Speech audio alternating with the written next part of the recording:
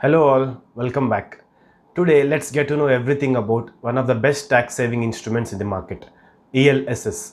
ELSS means Equity Linked Savings Scheme. So this is a saving scheme which is linked to equity markets. These funds invest our money in the equity segment. ELSS funds are nothing but mutual funds. Then why is it not called a mutual fund and why is it called a savings scheme? Because these funds are locked. These funds have a lock-in period of 3 years. So why are they locked? There is a specific reason to this, and that reason is the unique selling proposition of ELSS. Why should we choose ELSS? What are the advantages of ELSS funds?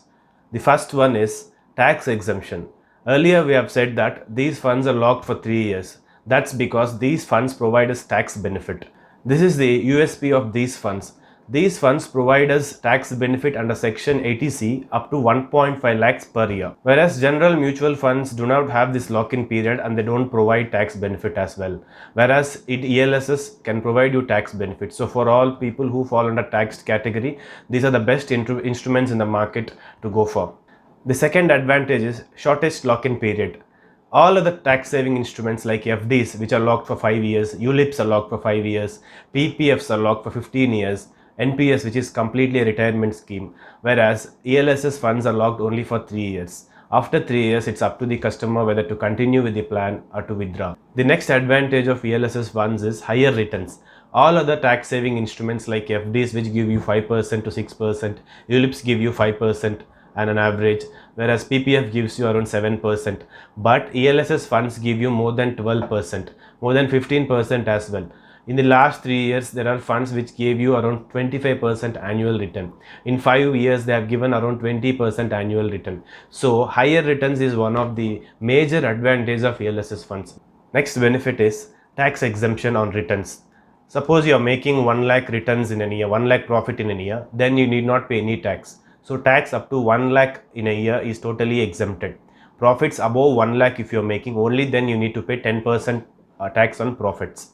The next advantage is tax exemption on returns. Like if you are making profits up to 1 lakh in a year, then tax is totally exempted. You need not pay any taxes on profits up to 1 lakh in a year. Only if you are making profits more than 1 lakh in a year, then you need to pay 10% of tax on profits. So this is another advantage. Initially, we have seen that you can avail tax benefit on the amount invested, whereas now there is tax benefit, tax exemption on even on profits. So there is a double tax advantage in these funds. The next advantage is ease of investing. It's very easy to invest in these funds and convenient. Zero paperwork, you can do everything online. Just in a click, you will be able to invest in these funds. And there is another option called SIP. Like you will be able to do SIPs in this funds. So this is an easy way for salaried people to invest. You can set the auto debit option and that's it. These are the major advantages of ELSS funds. Are there any disadvantages? Yes. Any financial instrument will have at least 1 or 2 disadvantages. The first disadvantage is subject to market risk. Like any other financial instrument which are linked to markets, especially equity markets, even these ELSS funds are subject to market risk. Suppose if in a year if market doesn't perform well, then your returns will be affected.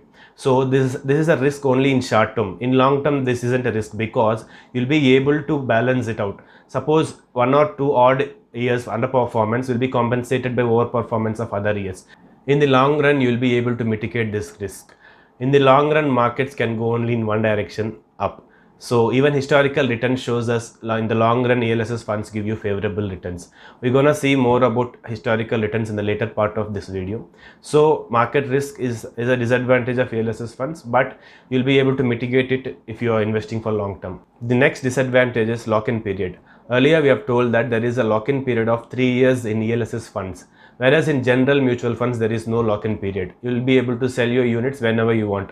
Whereas in ELSS funds, first 3 years, you will not be able to sell your units. So this is a disadvantage when you compare ELSS to general mutual funds. But when you compare ELSS to other tax saving instruments like FD, ULIPs, which are locked for higher number of periods. But on ELSS is only locked for 3 years. So this is an advantage when you compare to other similar type of instruments. Now let's analyze few top performing ELSS funds, so that we will be able to know what are the factors to be considered while selecting an ELSS fund. Here we have considered few top performing ELSS funds in the market. The first thing to remember while selecting a ELSS fund is that the reputation of fund house. You need to select fund from a very reputed fund house because you need to see whether that fund house has been able to deliver few star performing funds or not, or whether the fund house is able to deliver funds with consistent returns or not. So fund house reputation is very much important while selecting a fund. If you aren't aware of reputed fund houses in the country, then you can just google it, you'll get the all top fund houses in the country. Then you can select any fund from those fund houses. The next thing to consider is historical returns. You should go for funds which have given you consistent returns. Giving very good returns in 1 year and poor returns in another year, like better not to go for those funds. Rather, you can go for funds which have given you consistent returns. So see, all these funds have given you consistent returns. They have given you very good returns as well. In the 3 year span, they have given you around 20 to 25% average annual return. So this is very good. Even in the 5 year span, you can see that these funds are able to deliver around 20% annual return. That's why we have considered these 5 funds. There are other funds as well which have given you similar returns, but maybe you can go for those funds also, considering fund house reputation and all other factors which we're going to discuss now. Let's go deep into any of these funds so that we'll get to know what are the other factors to consider as well. Let's select this Mirae Asset Tax Saver Fund. For this, what you need to do is just go to Google, type in the name of that fund, Mirae Asset Tax Saver Fund. There are so many websites which gives you information about these funds. Better go for money control because I'm comfortable with this. See, first thing you need to look here is whether to go for regular or direct fund. Always go for direct fund because the expense ratio in direct fund is low. Direct fund, there is nothing like intermediary, so you need not pay the brokerage commission. See, in regular fund you'll be able to see expense ratio as 1.73%. Let's go click on direct. In direct, expense ratio is only 0.45%. You'll be able to save around 0.7% if you're going for direct fund. So always go for direct fund. The next thing you need to look here is fund size. Fund size should be, it shouldn't be very small or very big. So for that, what you need to do is you can just compare this fund size with other funds so that you will get to know what's the average fund size. So go for funds with average fund size, which shouldn't be too big or too small. Next thing to consider is CRISIL rating. See, CRISIL rating is, it shows how this fund has performed historically compared to other funds. If CRISIL rating is 4 or 5, it means this fund has performed better than other funds in the category. If CRISIL rating is low, like 1, 2 or 2 stars, then it means this fund has not performed like other funds have performed better than these funds. So other thing to remember is CRISIL rank. It's always advisable to go for 4 or 5 star rating. So next thing, here you can see they have compared this fund to the benchmark Nifty 50 return.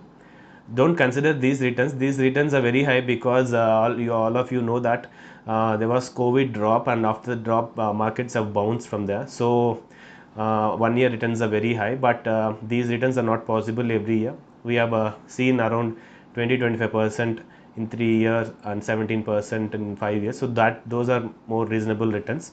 But point to remember here is this fund performance is better than Nifty 50 performance.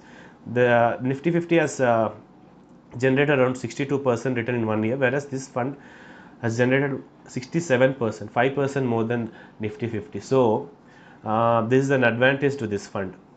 So this is the way you need to analyze a fund. Next thing to remember, these are all returns: 1 month, 1 week return, 3 months return. You need not consider short term returns, consider 1 year, 3 year and 5 year returns. So then here you can see this fund invests 55% of the money in large caps and 17% in mid caps, 8% in small caps, and these are the top holdings of this fund. There is HDFC, ICICI, Infosys, Axis Bank. So if you are interested, you can see have a look at the holdings. If you can click here, you'll get total detailed portfolio analysis. Next thing to consider is, if you can scroll up again, you will find something called scheme details here. Just click on scheme details. Here you will be able to see the expense ratio. Expense ratio we have already seen 0.45%, but category average is 1.14%, whereas this fund is only 0.45%. So this is a very good expense ratio compared to this category. So you can select this fund. And another important thing here is performance of fund manager. You can see the fund manager as Nilesh Surana here. Just click on that link. So here you get the history of that fund manager. This fund manager is managing 3 other funds as well, and you can see those returns. They have generated around 70%, 65-70% in 1 year. So even in 3 years he is able to generate 103 absolute returns. If you divide by 3, you will get the annual returns. So this fund manager performance is very good. So another thing to remember is that fund should be managed by an efficient fund manager. So these are the things to remember while selecting a fund. So for all other funds as well, you can just type in the name in the Google and go to Money Control and check other details as well. So considering all these details, we have selected these 5 as top performing funds. Maybe you might find some other fund better than this, then go for it, but just follow the steps before selecting a fund. Hope all of you have understood the factors to be considered before selecting an ELSS fund. The first one is fund house reputation, the next one historical returns, expense ratio, CRISIL rating, and about the fund manager. So for all who fall under taxed category, ELSS funds are one of the best, if not the best funds, because this gives you tax exemption as well as will give you higher returns. All other tax saving instruments like FDs, PPF, the NPS, ULIPs gives you returns which are more or less equal to inflation. So they'll be able to only negotiate the inflation effect, but will not give you much returns in the long run. Whereas these funds give you a handsome returns like about 15% in a year. A 15% annual return in 3 years, 5 years is a very good return. So you can definitely go for these funds. Thank you all for watching the video. Please like the video if you really liked it. Comment in the comment section about any clarifications you require or any suggestions to us. Also, please share this video with your friends.